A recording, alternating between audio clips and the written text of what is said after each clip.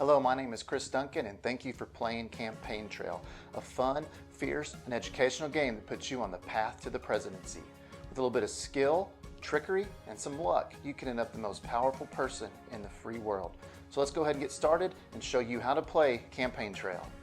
So to set up the game, off the vote deck, blindly deal 5 vote cards to each player, 2 campaign cards to each player, and each player will get a campaign token. Now we have a game set up for 4 players, so on your reform cards there's a maximum of 6. If you want to play all of them in the deck, you can. The rules state that you play 1 reform card for every player, so I'm going to take 2 reform cards out of the deck and put them aside. Now what you want to do is you want to randomly place these 4 reform cards into your master voting deck. Take the top 2 cards of the vote deck and put them face up to form 2 face-up discard decks and 1 blind deck. Okay, you're now ready to begin playing. Take 2 black dice, a simple roll of the dice, high number determines who goes first. Start with that player and go in a clockwise motions.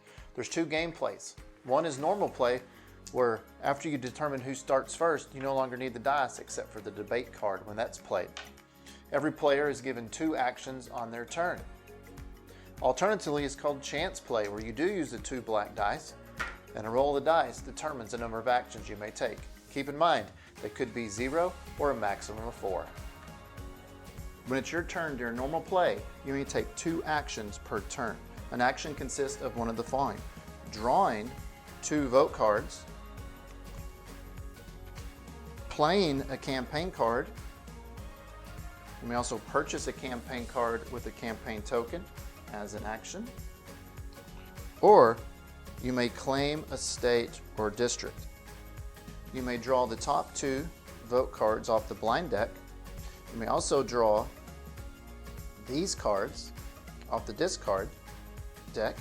If these spots become empty, they must be refilled with the cards from the blind deck.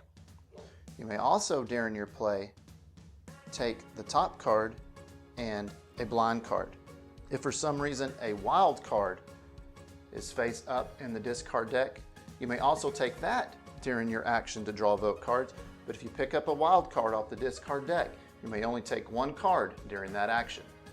If you draw an election reform card during your action, you must immediately declare that card and stop. So when this is played, go through your deck, and you must get rid of 2 cards, 1 to the player on your left and 1 to the player on your right.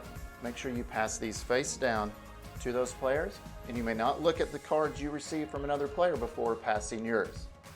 As gameplay progresses, you'll accumulate more and more vote cards in your hand, but there is a 12 card limit to the number you can have in your hand when it is not your turn, meaning you can have more than 12 cards in your hand while it is your turn, so you can determine which cards to keep and which cards to discard. So it's my turn. I'm going to take an action of drawing 2 vote cards.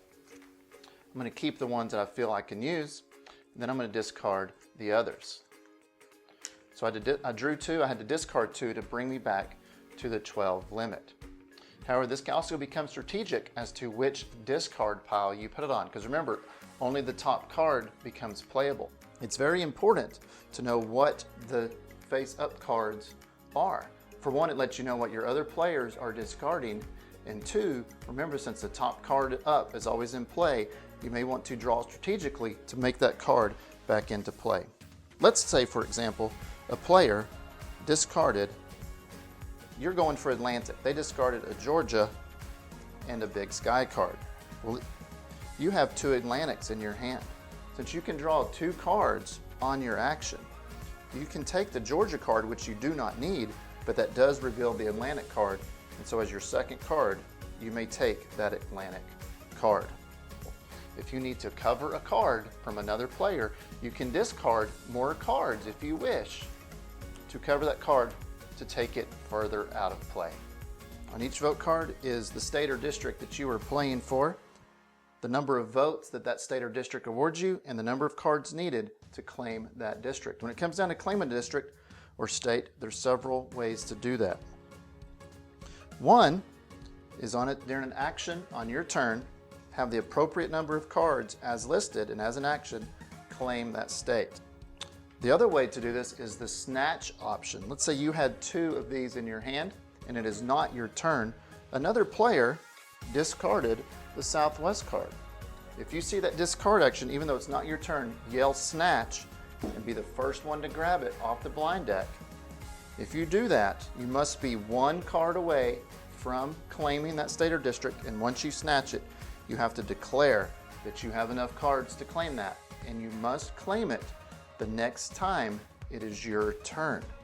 However, beware of the snatch option. It's not a guarantee. Another player may be going after that same district, and if they had enough cards in their hand, they can claim it before you get a chance to on your next turn. The final option to claim states is the whip card. The whip is a campaign card. If you have this, you may play the whip card as an action during your turn.